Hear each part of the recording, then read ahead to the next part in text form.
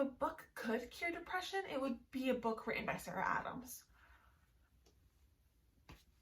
Hello and welcome back to my channel, or welcome to my channel if you're new. If you're new, nice to meet you. My name is Alexandria and I love books. So here we are to talk about my March reading wrap up. I read 10 books in March, so let's talk about them. Okay, so a little bit of statistics here. I read technically 6 romance books. One of them was a historical romance, and I kind of feel like that's a separate genre. Like, it's historical fiction. Yes, it's romance, but it's historical fiction. So I read 5 romance books, 1 historical romance, 1 memoir, 2 Christian books, and 1 mystery thriller. So 10. And a lot of these books are included in different videos that I posted throughout the month. So if you want to hear my more in-depth thoughts or more initial thoughts, initial reactions as I was reading it, I will link all those videos in the description. Starting off, The Heiress Gets a Duke by Harper St. George. This is the historical romance that I read. This is in my reading Book of the Month books for a week video. It follows August and Evan. Evan is a duke and August is an American heiress. Oh, it takes place in 1870s London. And the duke needs an arranged marriage financially. And August's parents want to arrange a marriage for their child for status reasons. August is like against arranged marriages. She doesn't want it. So instead, they set up an arranged marriage between Evan and August's little sister, Violet. But Evan doesn't want Violet. Evan wants August. It's giving enemies to lovers. It's giving, which honestly, it's like not an extreme enemies to lovers, but there is like that element in there. There's an arranged marriage. If you love Bridgerton, you will love this book. It is so fun, all the different balls and the different, like, oh, scandal, and oh, it's just, it was so good. I think if you love Bridgerton, you'll love this book. Of course, it is different in ways, but at the same time, it gives those same vibes. I rated this a 4.75, so practically a 5-star. I didn't give it 5 stars just because it didn't like feel like one. This to me felt like just a happy, cozy read. Of course, there's conflict and there's issues going on and they're working things out and figuring things out, but I just felt so cozy and happy and comforted while reading this book, and I just loved reading about them falling in love. My one issue with it was that the ending felt cut short. Like the ending, like it didn't even have an epilogue. I loved the ending scene, it was great, but it just, I needed to read a little bit more into the future, even if it wasn't a full-on epilogue, but just like a scene or two after what happened at the end, if that makes sense. So that was my only like issue with it. And then I read The Fury by Alex Michaelides. This is my mystery thriller of the month and also in the Book of the Month video, if you couldn't tell. This follows this friend group that includes an ex-movie star going to a Greek island for a weekend, and there's a murder. Dun, dun, dun. And what's interesting about this book, or the way it's written, is that our narrator, Elliot, I don't even want to call him the main character, because I mean, like, he kind of is, but also he kind of isn't, but he's the one telling the story, and he's talking like to the reader as if like you're at a bar, like sitting having a drink, and he's like telling you about what happened that weekend. And so he's an unreliable narrator, which makes things interesting because you don't know what to fully believe at times. I rated this 4 stars. I haven't read too many thrillers. I've read maybe 5 or 6, something like that. And so for me, this was very unique, and I haven't read a thriller like this because a lot of thrillers can kind of be like repetitive or like very similar. They're following a similar structure and whatnot. I wasn't expecting how this book played out and what happened. And it was interesting to me. It took me the first 100 pages to get into because what is that noise? There's always some noise going on out in the world when I film, so I'm sorry. I don't know really where I was before whatever noise that was happened, but I wasn't expecting anything like this. I haven't read anything like this before.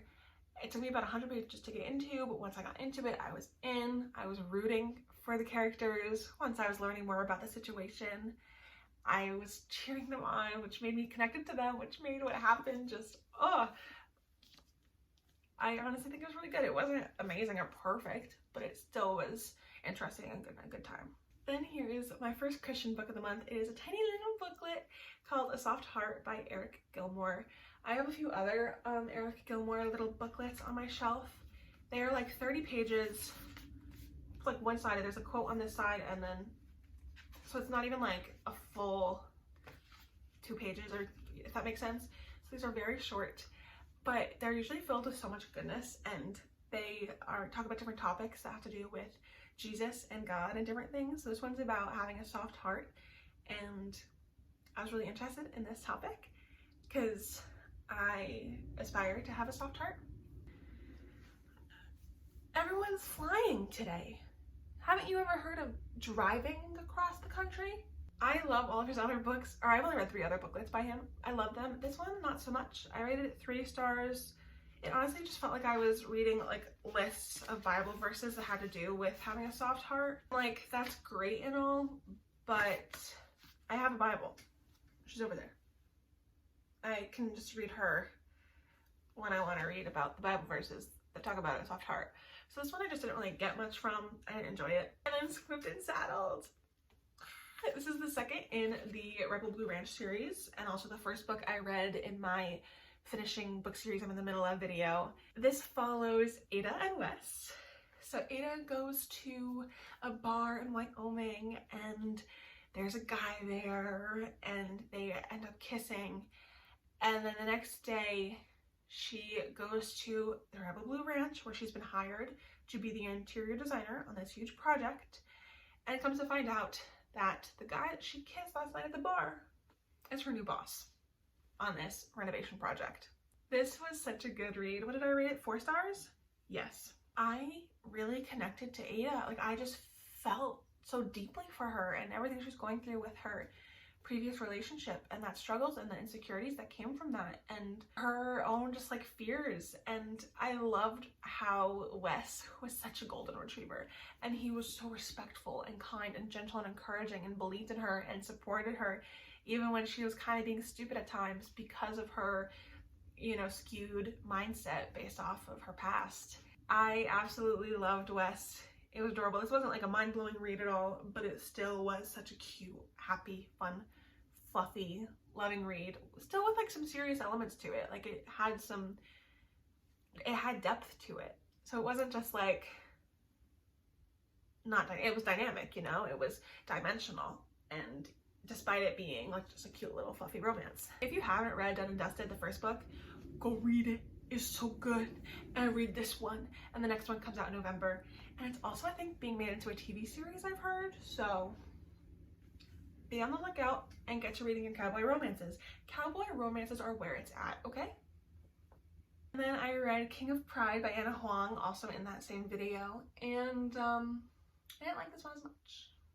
I gave this a 2.5 stars. Yeah, let that sink in. So this follows Kai and Isabella. Kai is up for the CEO position at his family's company, and Isabella is a waitress or a bartender at this like rich club that Kai goes to, and she has writer's block, and she's trying to write her novel. That's it. That's the plot. And then they're just insanely attracted to each other. That's it. There you go. You've read the whole book. Like, it just didn't have like depth to me, or like it didn't feel like they actually loved each other or fell in love. Like, I didn't believe their love. The first 100 pages I thought were good and were interesting because there's a buildup of like, oh, like they have kind of like each other, but like it's kind of forbidden in ways because, you know, she can't, you know, fraternize with the members of this club that she bartends at and whatever. So that was interesting. And then once they got like together, I was so bored, and that never happens to me. I love it when couples are together in books and I'm reading about like them when they're already like together and like in love. This one, I didn't believe their love. I didn't like it. I was bored. This one, not good. But I did like the first book, King of Wrath, and I am excited to read the third one, King of Greed. So I'm not giving up on the series. It just, that one did not meet my expectations.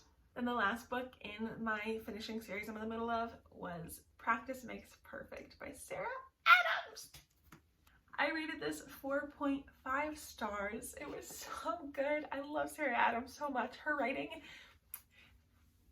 is is amazing. It's perfection, truly. Like, it is so funny and flirty and fluffy and cute and real and happy. If a book could cure depression, it would be a book written by Sarah Adams. This is the second one in the When in Rome series. So this follows Annie, who is the sister of Noah from the first book, and Will, who is Amelia's from the first book, her bodyguard. Annie is really bad at dating. It does not come naturally to her, and that is something that she desires. She wants a relationship, but she's just not good at that type of stuff and dates and things. So Will becomes her like dating coach and is like training her on how to be like a better dater. Not fake dating, but it's like similar, because like they're kind of like going on dates, but it's like, is it real, is it not? Because he's my coach, like, I don't know, he's just training me. But like, you know, I am so excited. The rule book by Sarah Adams came out today. So I need to get that in my hands, and I need to get those words on those pages in my brain ASAP, because it's Sarah Adams and she can do no wrong. And the next video that I started filming was my 24-hour readathon, which was a trip for me. And I started that off with Reckless by Elsie Silver. This is the 4th book in the Chestnut Spring series. I think everyone knows that the Chestnut Spring series is the best series of all time. I haven't read Addicted Calloway Sisters yet though, so I don't know where those, you know, stand against each other. But from what I've read, this so far is the best series ever, Chestnut Spring series. Excuse me. This follows Winter, and she is going through a lot. She's reconnecting with her sister Summer, whose book is flawless, and she's leaving her awful ex-husband. We do not like him. He sucks. He's the worst. So she's coming to Chestnut Springs and she's doctoring there and getting closer with Summer and the family. And she, you know, meets Theo Silva, and he is the mentee, is that the word, of Rhett, who is Summer's boo thing. Where'd that come from? And so they have this chemistry immediately, but it's like they're arguing, you know, like they're not like enemies, but like they're just like butting heads and just like pissing each other off. But that chemistry had to be taken out somehow. They have a one-night stand, and guess what happens? Accidental pregnancy.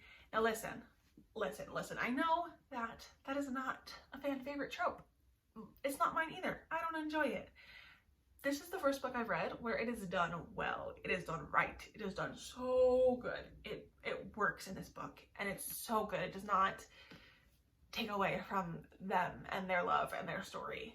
It is so good. It didn't play out how I thought it would play out either.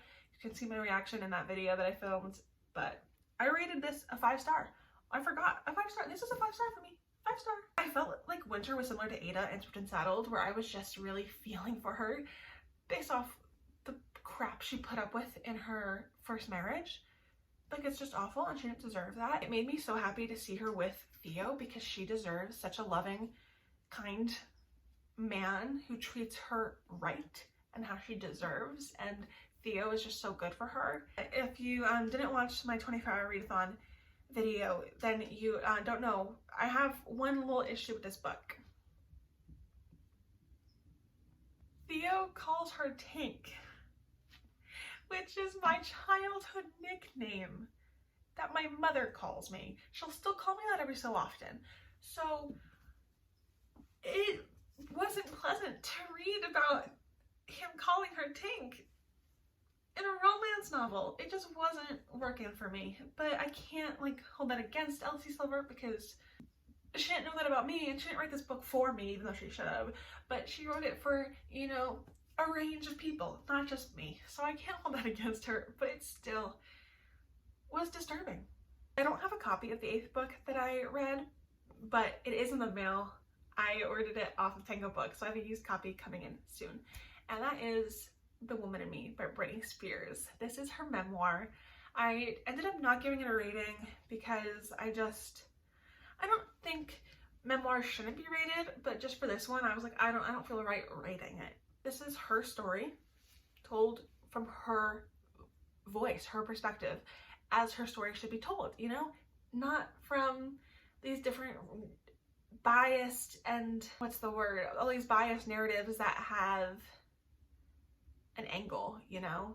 They're trying to portray her in different lights when really, like, that's not what happened. She's not crazy. She's not whatever else people are trying to say about her. No. So it was really interesting to actually hear about what was really going on in certain like paparazzi photos that like went huge, being like, no, this is what was actually happening. And like, she was so valid for everything. Like, she was treated so horribly by paparazzi. And then also hearing what was actually happening during the conservatorship. Like, of course I heard different rumors or theories and whatnot, but to hear what was actually happening, she is one of the strongest women that I know of. I'm so happy she's free, and I'm so happy she got to tell her story in her voice and tell the truth. And also, it was written like with humor. Even though it was very serious, there was still elements of humor, which made it also just like an entertaining read too, where it wasn't like, oh, this is so depressing. Which was a nice element because it made it easier to consume. So I'm very excited to get my copy in the mail. I think it comes in like 3 days, so I can add that to my bookshelf, and I'm so excited. Did I mention that I listened to it? I forget if I mentioned that or not, but I listened to the audiobook on Spotify. And then we had another 5-star read. Another 5-star.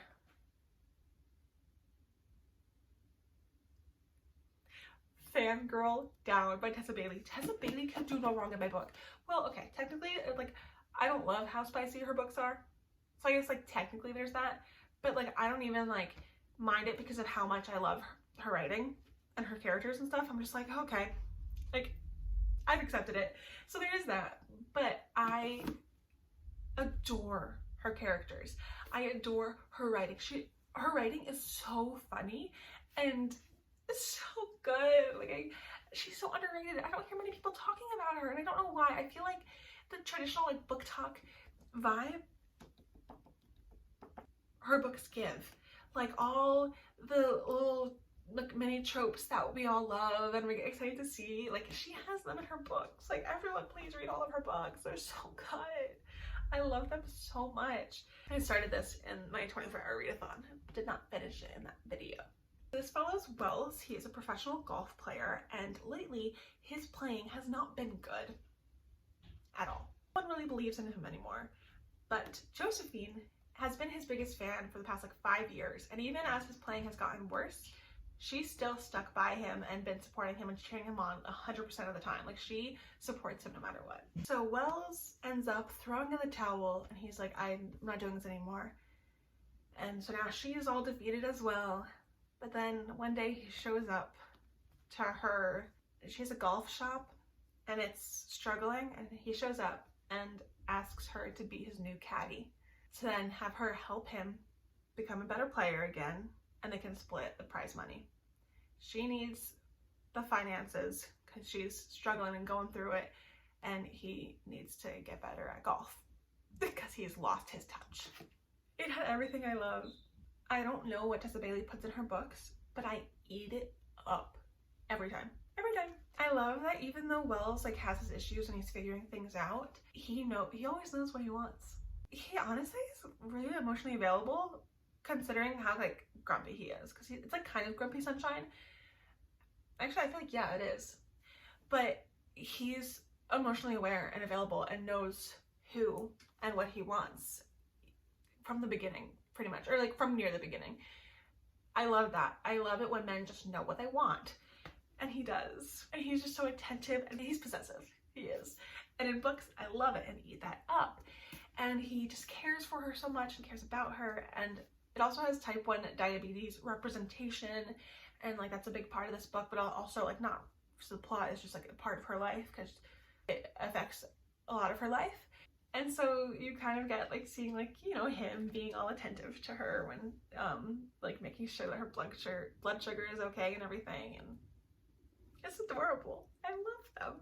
And then our last book of March, I finished it in March, but I started it like over a year ago, and that is a Bible study. This is by Delight Ministries. They are like a ministry that's for college girls. Each semester, Delight Ministries creates a Bible study for colleges that participate in this. They will, you know, have weekly meetings for college girls to come, and they'll have, you know, read it and done the study, and they'll talk about it and different things like that. And so I had this at my college.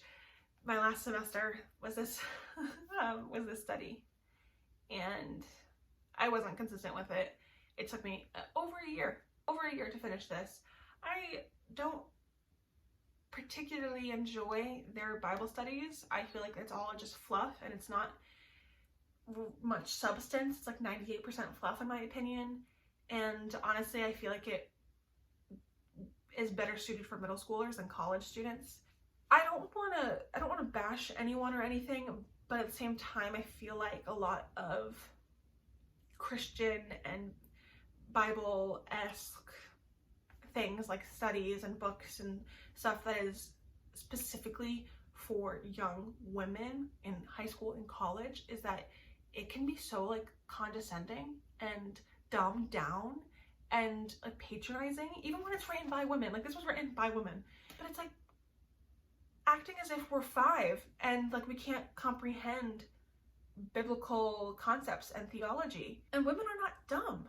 It just sucks because the truth, biblical truth, does not need to be dumbed down for women, okay? Like, there's a verse in Ephesians that talks about how we are not fighting like a physical battle. We are not fighting against, you know, each other. We are fighting a spiritual battle, or in the spiritual realm.